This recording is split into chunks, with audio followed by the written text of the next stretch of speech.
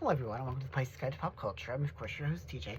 Today I'm going to talk about Lev AC Rosen's Mirage City, his fourth entry in the Evander Mills mystery series.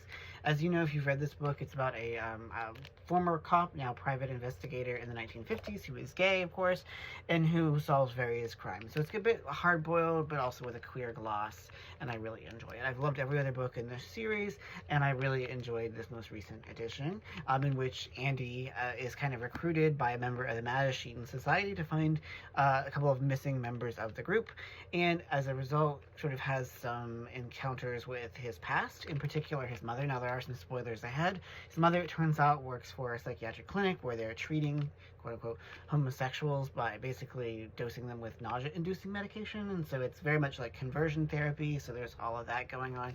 Even as we meet this gay biker gang, and, of course, there's the Mattachines in the background. So, as with so many of the other books in this series, I really love the way it shows the extent to which queer people were able to thrive, well, not necessarily thrive, but survive and forge their own kinds of happiness in the notoriously homophobic and repressive 50s.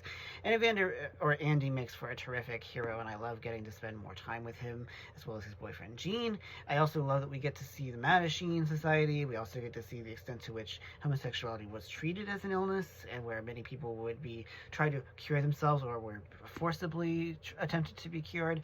So there's a lot going on. Now, this book, like the others in the series, does deal with some pretty heavy stuff. It can make for disturbing reading at times, but I do think that it is quite, adept at capturing, at least a certain kind of like what queer life was like for many folks in the 50s.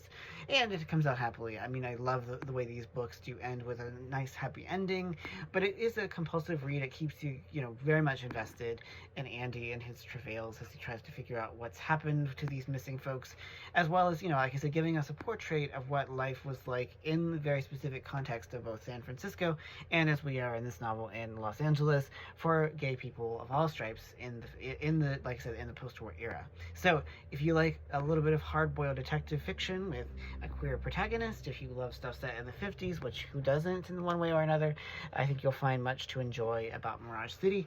I would rank it probably number 2 in the series. I think that Rough Pages will always be my favorite, but this one too, I love the way that, Rosen captures both period detail, but also keeps us really invested in the central mysteries, while also making Andy a pretty terrific character who is sort of slowly exorcising his ghost. And there's whole thing with his mother, but I don't have really a whole lot of time, but that is also very wrenching and difficult, especially since his mother is a participant in conversion therapy. So there's a lot going on there, and hopefully will be explored later. Anyway, thanks so much for joining me. This gets my approval.